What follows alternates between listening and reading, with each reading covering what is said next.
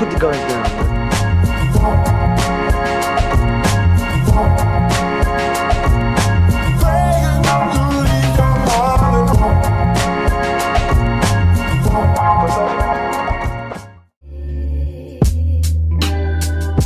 Hi everyone, I'm here in Los Angeles with Bianca. Tell them your YouTube channel. Pardon? Tell them your YouTube channel. Oh, youtube.com/thelookbeauty. The Look Beauty. We are here at the Girlboss rally, the Girlboss conference in Los Angeles. Very excited. We're waiting for our introduction, I guess. Yeah, Kickoff with Sophia Amoruso, the founder of Nasty Gal. We're so excited. So I'm gonna vlog as much of it as possible, but I'm also gonna try to take notes and get as much as I can from it. Yeah, be in it. She's also vlogging. But yeah, I'm gonna try to soak up as much information as possible too. So, but I'm gonna try to vlog as much as I can. So yeah, stay tuned.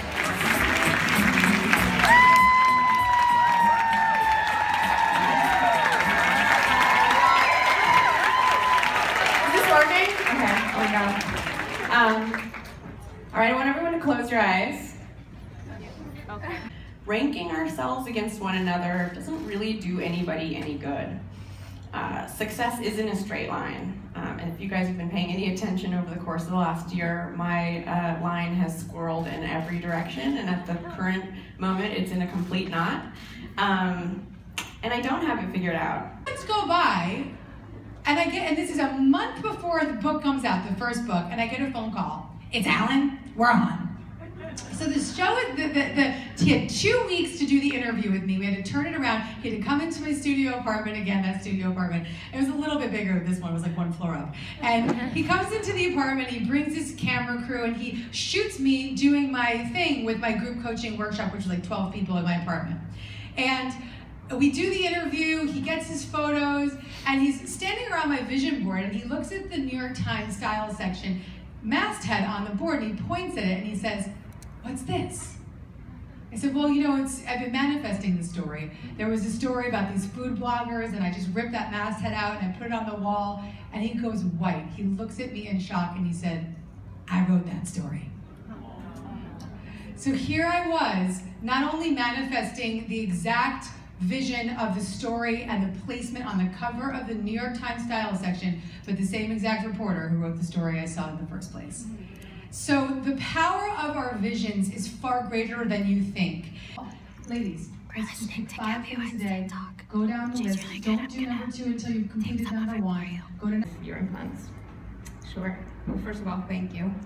It's a pleasure to be here with you. As I just said to Liz out in the hall, this year she's pushed me to do many things that I've never done before, like an ad campaign, and then to film a video with a film director, and now to speak in this capacity. So really grateful for you and all that you've shared with me. My name is Samantha Page. I live in Santa Barbara. I grew up here in LA, and I was really flying high my senior year of college, when then at age 21, about weeks after my 21st birthday, I was diagnosed with thyroid cancer. And that was a really big changing moment in my life. There was a lot of trauma about that, and finally coming into my own and knowing who I was as a woman, and then becoming really sick. Later in my 20s, I then decided to do the genetic testing for the breast cancer gene. My mom had breast cancer when she was in her early 30s, and there's been some data that's shown that thyroid cancer and breast cancer can interplay, and so that there can be a higher risk for breast cancer. So I decided to do the genetic testing, and I tested positive for the BRCA1 gene. So after I got married and had my daughter, when my daughter was 7 months old, I had a double mastectomy preventively. Didn't have breast cancer, but didn't want to live with the constant testing and the risk that I had been dealing with since I was 21 of having to be at the doctor all the time. So that was a really cool talk with Samantha Page. It's very inspiring. A lot of women got up and talked about like their problems with cancer and other trauma, which is like super inspiring and so brave. But now we're gonna see Lily sing I Love Lily. I'm so excited. I'm gonna vlog as much of it as I can for you guys to see, but I am like having a little bit of an internal freak out right now. What up everybody, it's your girl, Superwoman.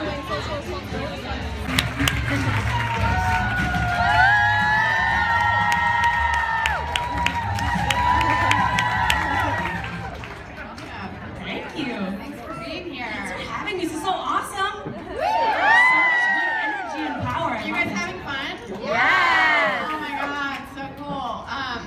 Thank you for being here. Thanks for having me. So, Lily, 21 million followers and over 1 billion views. It's like bonkers. It's definitely the hair. Like 100% there. You've gone on a world tour to what? It was like 21 cities or something like that? Yeah. That's insane. Thanks.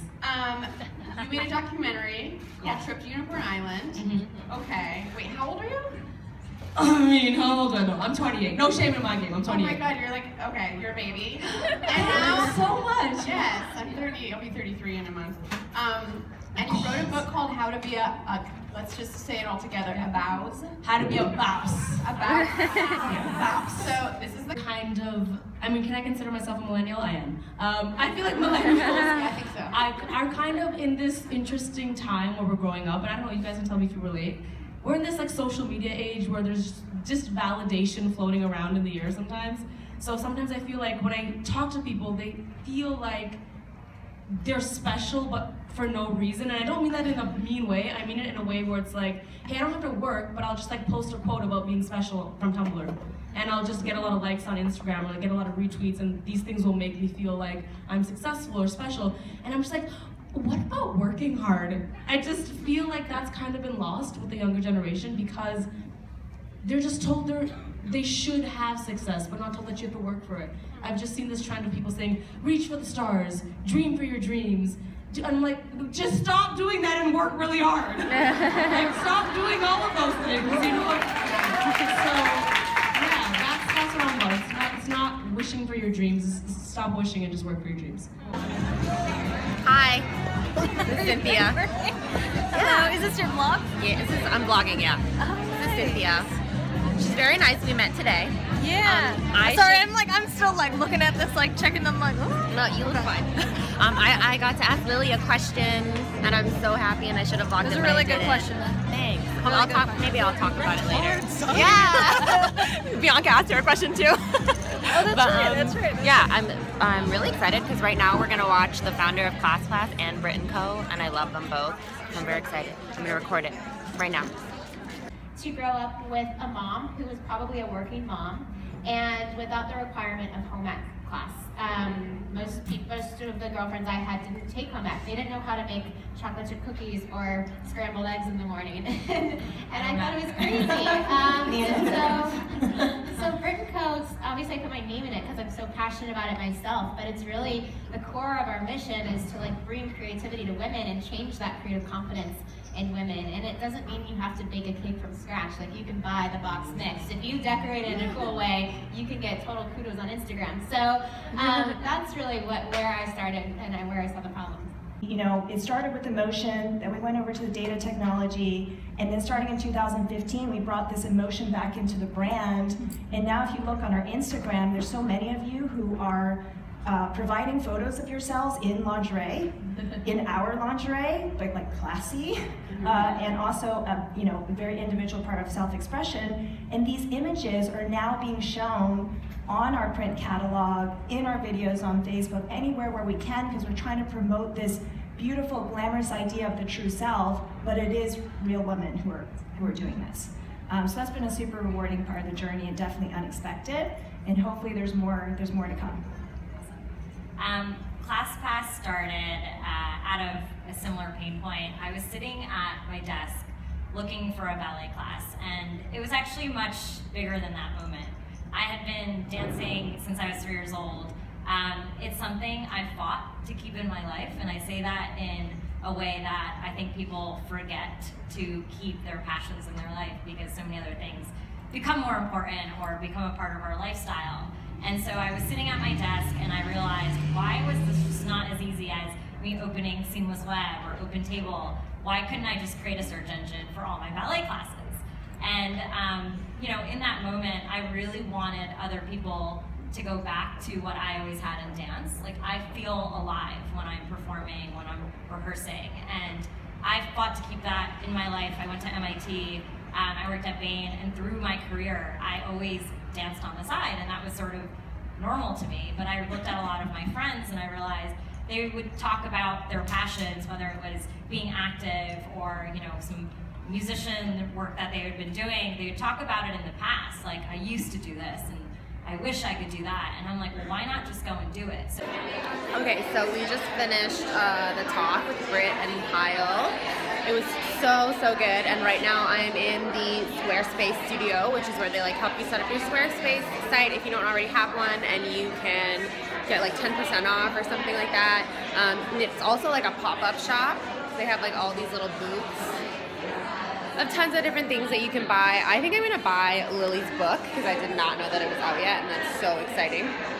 So I think I'm gonna get it. There's also like a Bumble like or not Bumble, sorry, a Bumble, like the Bumble app photo studio, which is really exciting as well for you to like set up an account and stuff like that. And they have like people doing hair and things like that. And there's also book signings later. If I had known that, I would have brought my Girlboss book, but whatever. But yeah, so far this event is going so well. I'm so happy that I like invested the time and the money to be here.